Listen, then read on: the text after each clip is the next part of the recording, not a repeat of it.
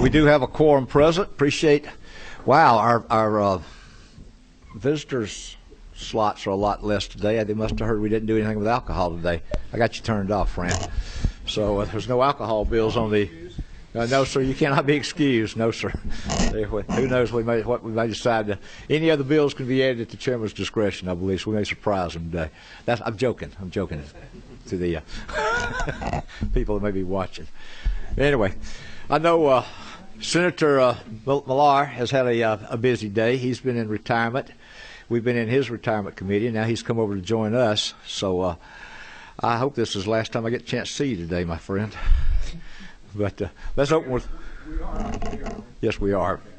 Yes, sir. Thank you. Yeah. Master of the open mic. That's right. I'm going to cut you off real quick down there. Let's have a word of prayer and we'll get started. Father, we do thank you for this day. Thank you for the blessings of life. Thank you for the opportunity we have to serve the citizens of the state of Georgia. We thank you for our legislators, our senators, and all the staff that work with us to help make our jobs easier and work to keep us straight. And Lord, we just ask you to bless all now that's here. Give us wisdom in our deliberations. Go with us in Jesus' name. Amen. All right, we have one proposition before us today. And again, thank you, Senator, for coming over. We have Senate Bill 128, and I believe we're working off of LC 334978. So, Mr. Senator, I know your time is valuable. You got things to do too, and we will let you tell us what we're doing here. Thank you, Mr. Chairman. This bill is brought to you by myself and Chairman Underman, the Health Committee, and it's got two sections. The change in line 10, we add the word diagnose. And the second section down, starting on line 20 to 23, where we consolidated into one national accreditation agency. A little background on this. Marriage and family therapists are required to have a master's degree, 3 to 4 years of supervised experience.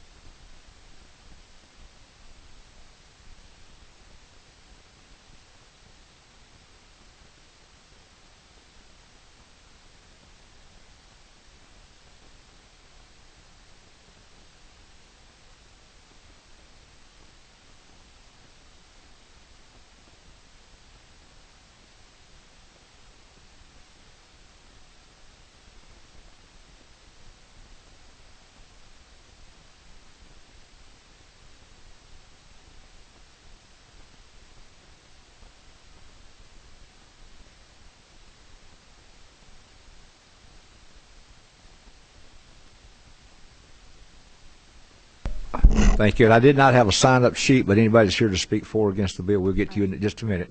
That's all right. We'll get them. But we have a couple of questions for the author. Let's get these questions, and then we'll have the presenters come up here, or the other people talk for or against. Number 19, Chairman Dixon. Yes, thank you.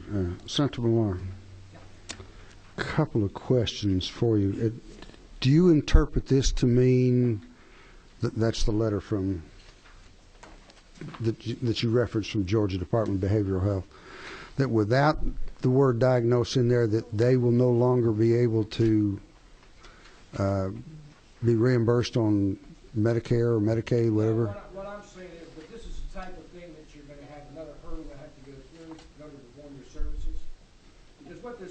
basically, the way I read this, a signature by such a person on documentation leading to or supporting a diagnostic impression does not meet this requirement to perform an assessment adequate to support assigning a psychiatric diagnosis. So if you took this a step further, if you don't have a diagnosis, you don't get reimbursed by many insurance. So this is a type of bureaucratic garbage, for lack of a better word, is one of the reasons why we want to add this word, diagnosis. Right. I mean, and I don't have a problem with it. With clinical social work. I don't have a problem with the word diagnose. I mean, even without it in there, if you, I mean, the code currently says which evaluates, treats. That's what I said. And Somewhere in the middle, there better be a diagnosis. right. I mean, that's what the evaluation basically has to be if you're going to go ahead and write into treatment. So, but my concern, and I apologize if I created any kind of concern for you, is the code section really deals with three groups: social workers, marriage and family therapists, and professional counselors. Correct. And this means now we'll have two of those three corrected, but not the third. If there is an immediate impact by not having the word diagnose in, then we've made a mistake by not having corrected for all three. And I can't say that's the case. I Okay. can't say but I can see down the road it could be a problem. Right, and I've agreed to not try to interfere with their bill, which made their life easier today. But I think we also need to send a message to these three organizations. Start working together. We don't need to deal with the same issue three separate times. Yeah, that's a great point. Mr. Millard, would you pull that mic a little closer to you and make sure the red light's on? They say they can't hear you in the Okay. on the sound system. This Thank is you. this is actually a map that's put out by the Licensed Professional Counselors Association. And on this map, they actually show the number of licensed psychologists, counselors, social workers, and marriage and family therapists throughout the entire state by county. And this was given to me, and it is a great thing. As you said, these groups, as you will, are considered by many to be similar in what they do. But the most interesting thing is, in some areas, they only have like one of these groups that can do anything. So I would say in the long run, you're right. We ought to be consistent in what we're doing for all these groups. And if you bring that bill next year, I'll happily sign it, because I do think. But this was a great thing, showed you actual numbers.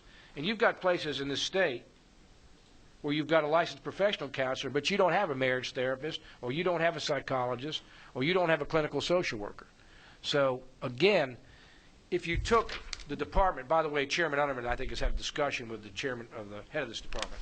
If you took this to the next level, for somebody to get treated based upon this kind of bureaucracy is ridiculous. So you're absolutely right what you're saying.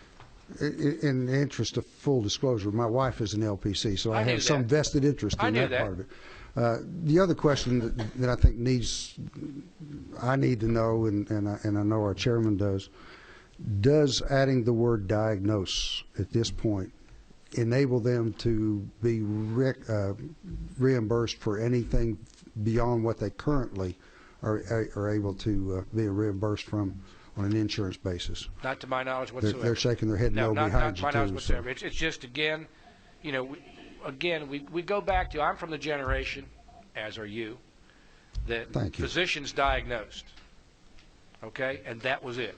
He's getting personal now. That's not the world that we live in anymore.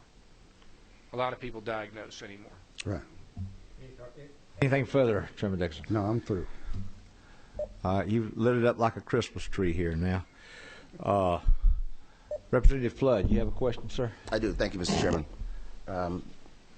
Chairman Millard, thank you for bringing the issue to our attention. A couple of questions.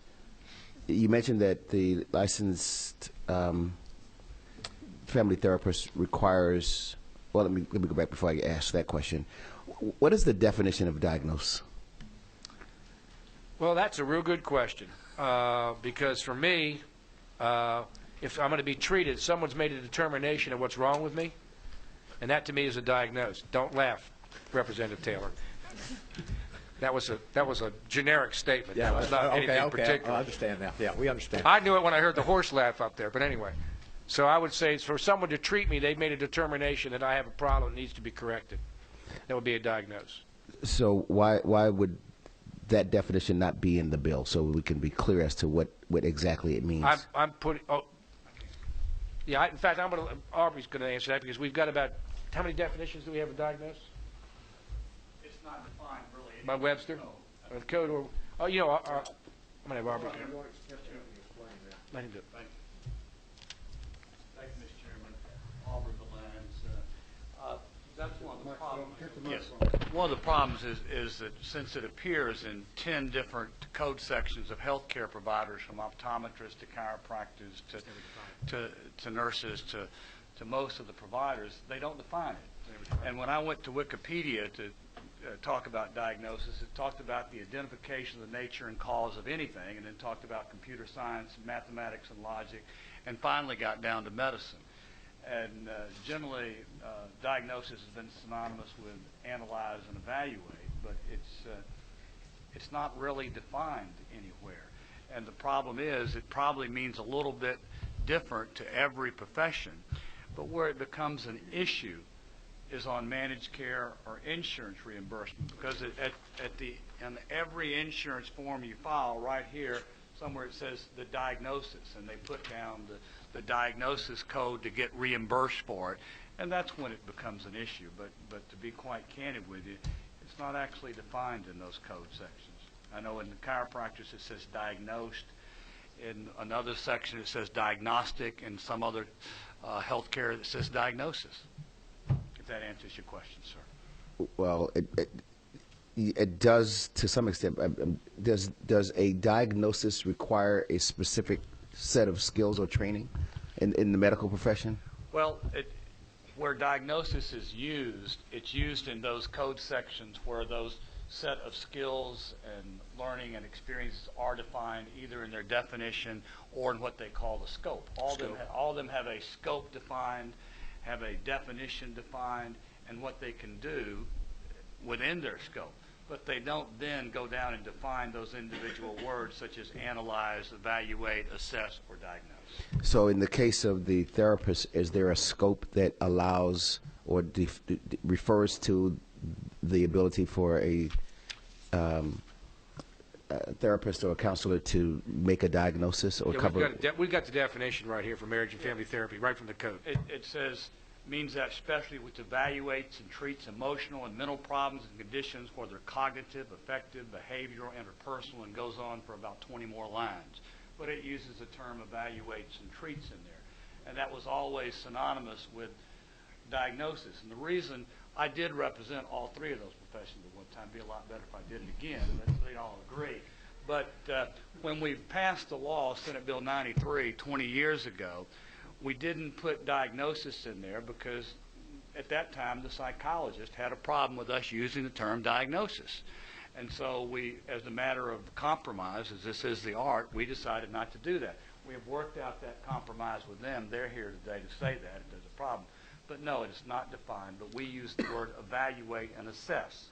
And that has become a problem simply with insurance reimbursement and form. And final question, Mr. Chair. Is there some magic, if you will, around the word diagnosis or diagnose or diagnostics that connects that activity to a medical license or a medical degree of some sort? I've never seen that. Now, at one time, again, going back in time, I think when you use the word diagnose, 25, 30, 40 years ago, before I was born. Yeah, go ahead. That's right. Yeah. Physicians diagnosed. Now, as he just said, you can pick whether it's computer science, whether it's math, whether it's medicine. People use that term diagnose interchangeably with, quite frankly, with evaluate and treat. Optometrists, chiropractors, dentists, all those folks have diagnosed, diagnostic, or diagnosed in their code now. And the insurance industry uses that on all their forms. So, it's become a universal term, I guess, for lack of better. Thank you. Sure. Thank you, Representative. We got a list here. Representative Chandler, your number is 25. Okay, madam. How are you? Yes, ma'am.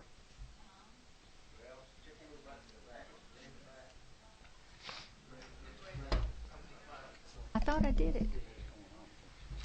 You're not doing it. We're fine. Talk loudly. No. There you go. These are just some concerns I have.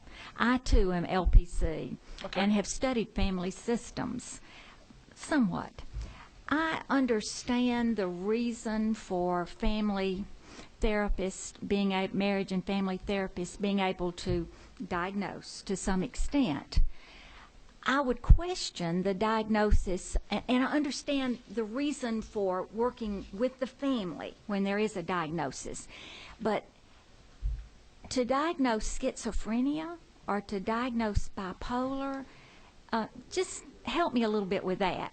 And then, okay, go on. And I also have a master's in counseling as well, but I'm primarily a lawyer. So, but when our definition has words of limitation, which says what we can do and what we cannot do, it does not allow us to go into medical diagnoses or chiropractic diagnoses or optometric diagnoses or dental diagnoses or any of the others. It's confined within that little period of what we can do. And it's about, it talks about emotional, interpersonal, and mental problems. And we're generally thought of as psychotherapists. Yeah, family therapy. Family therapy, Okay. psychotherapy. Family therapy type Yes. thing. I- A lot of family therapy type thing versus just the one-on-one type thing. That's right. I understand Yes, that ma'am. then. I just saw something on Okay. here Yeah. regarding schizophrenia and bipolar, and I Right. thought, We're not prescribing any medication. okay, no, ma'am. that, and then, You can't go broader than your scope of practice I didn't because think then so. it's called malpractice I at that thought point so. in time. And this Okay. is not going to expand our scope as such. As I said, this is basically addressed to, when we put on that little box, diagnosis, we put the diagnosis in, so we don't have the decision like what they had in Texas. I'm sorry, since it doesn't have diagnosis specifically in your law, we're not going to pay. We're not going to pay you. and I understand that. Then one other just thought, Yes, which may not even be addressed with what you're Sure. doing.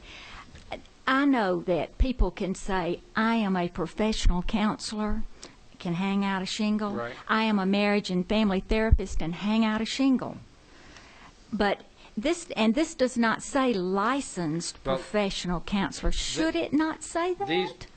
The thing is, this is part of the code section where I we've got, know you got a composite board, Uh-huh.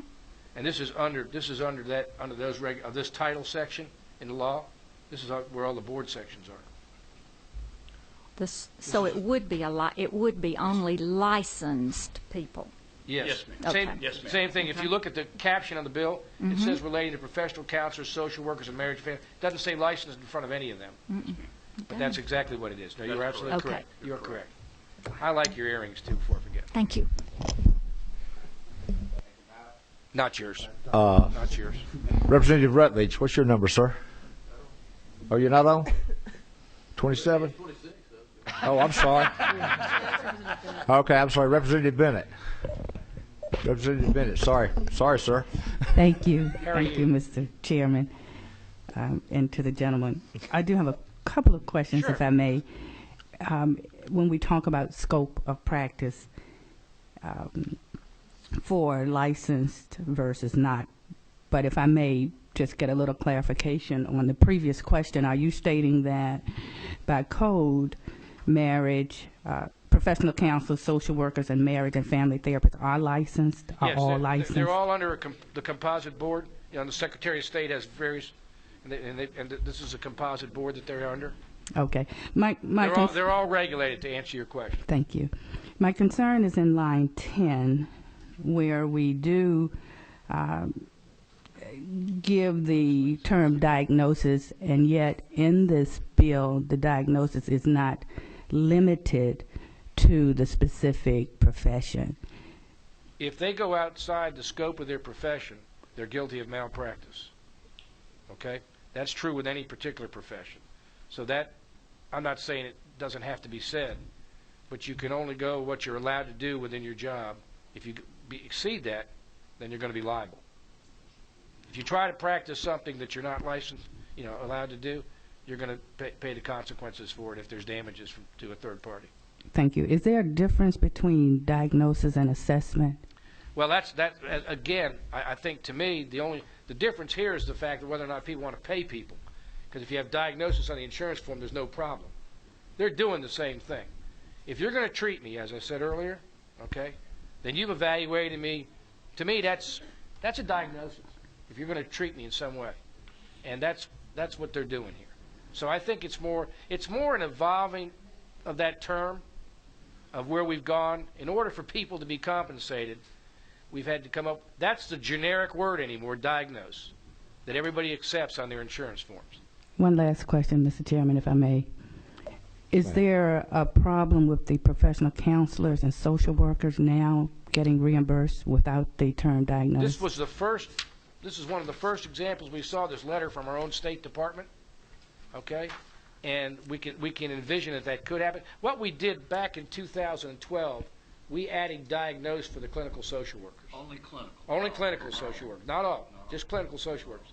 And by adding this, and I imagine next year you may have a bill come out of this committee that says something about licensed professional counselors.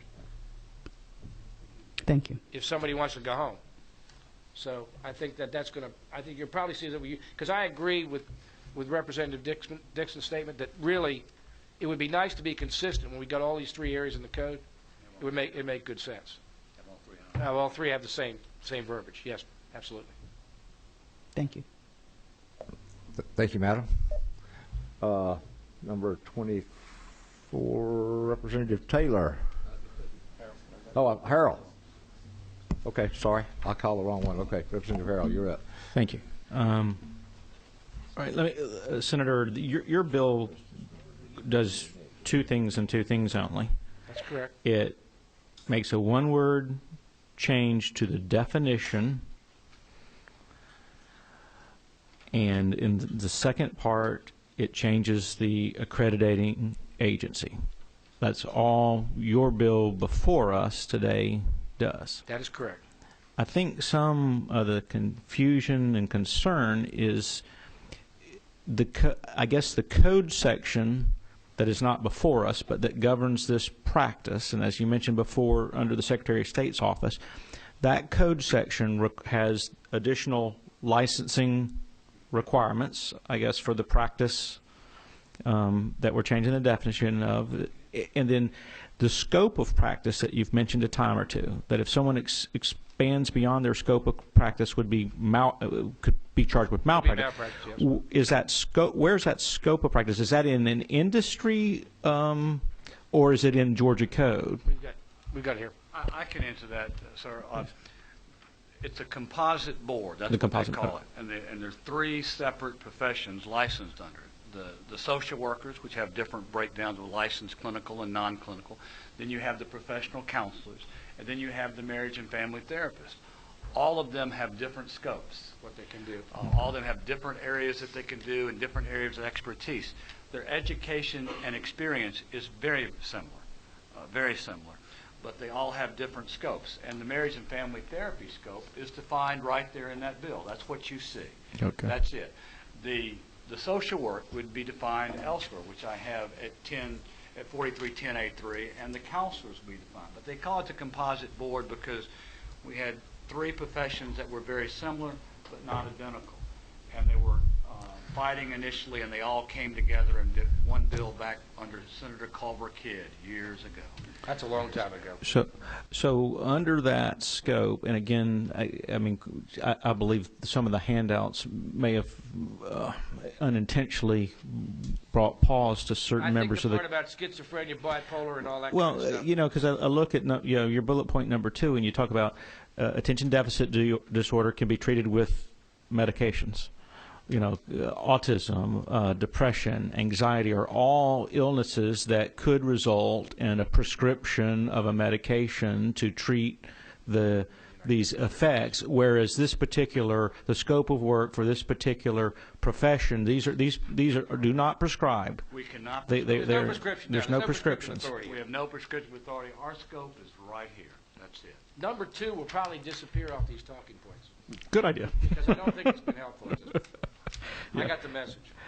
Okay, and so as we boil it down, you're making one word change to the definition. You're changing the accrediting agency for if I'm hearing correctly, correct me if I'm wrong, for the sole purpose of ensuring that the reimbursement through insurance or managed care firms remains.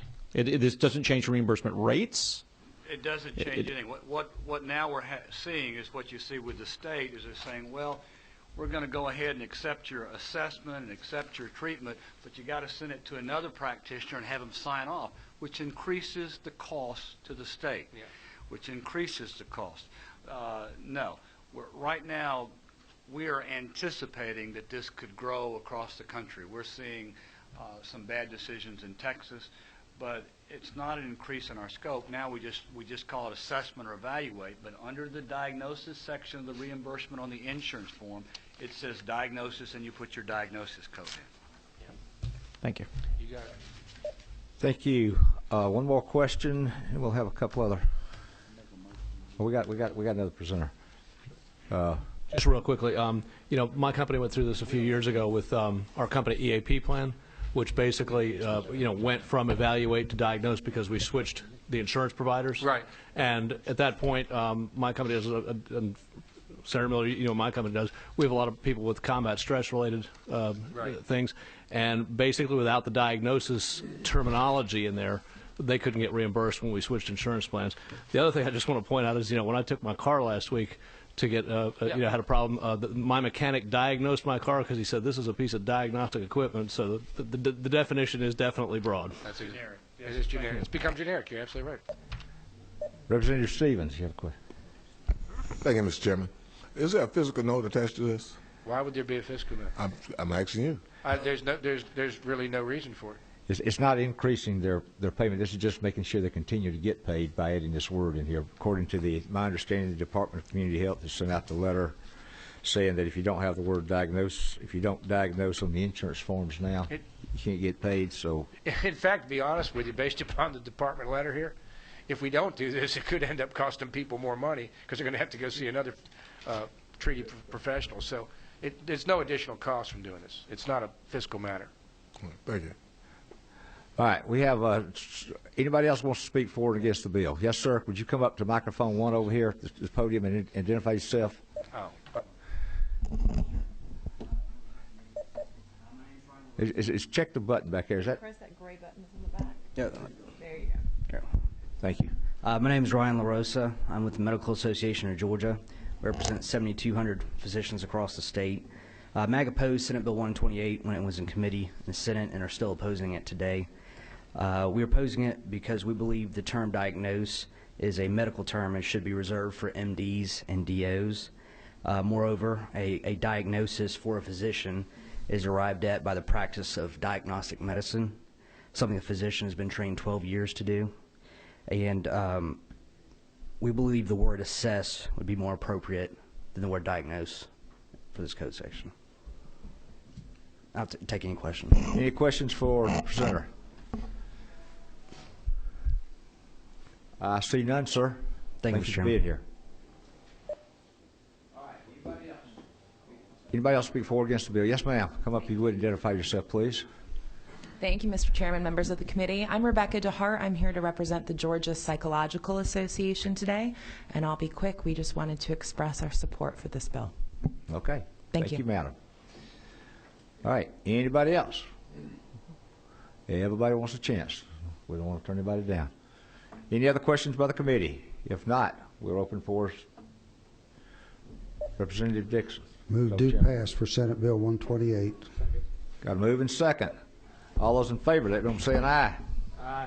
Any opposed, like sign? No. All right, let's have a show of hands. All in favor, let them raise your hand. 7. All right, opposed, raise your hand.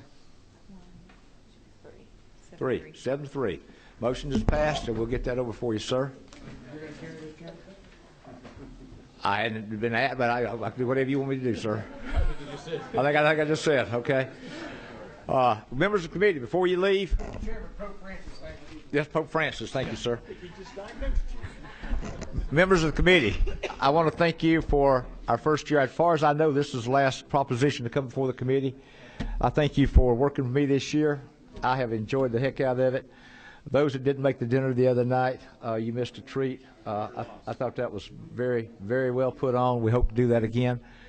We've got some propositions coming before us this summer. What I have decided to do, if everybody goes along with it, the couple of alcohol bills that are pending before us, the Senate's got a special study committee. They're going to work it through, but I think we will have our subcommittee on alcohol and tobacco look at these propositions. I will let you know when we meet if you want to come. I don't know what we do about reimbursements for everybody, but we'll try to get that worked out. But I'll let all the committee know.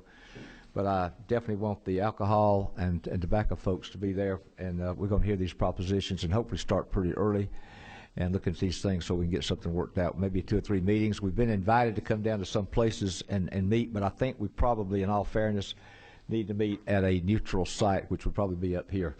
I don't want to give any one group a feeling that we're showing favoritism to another one, but we'll talk about that. But I suspect we'll be meeting down here because we're going to need input from the Department of Revenue. Okay. I have not got the days set yet, sir. I don't know when we're going to be doing that, but we will try to. I'd like to start fairly early after session and have a couple of meetings. I don't want this to drag on to the end of the year if possible. But we'll work with everybody's schedules. We'll send out maybe a list of days and see what days everybody's available. Anything else for the good of the committee today? Good of the order? Thank our lovely assistants. We appreciate everybody here, Ms. Burke and Ms. Jordan and Sean Marie. Thank you, madam. Appreciate all you've done for us this year, keeping us out of the dishes. And if nothing else to be said, we're adjourned. Thank y'all.